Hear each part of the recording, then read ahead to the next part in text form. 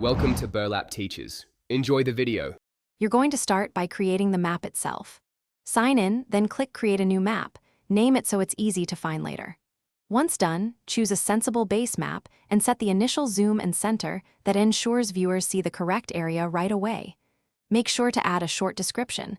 This helps collaborators and search. Now pause briefly to confirm your default layer. Later steps will build on that precise structure.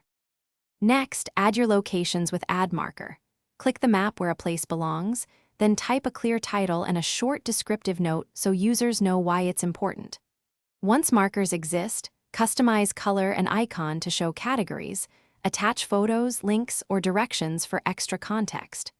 Organize related markers into layers. Layers let you toggle visibility and keep the map readable. Make sure to frequently save changes.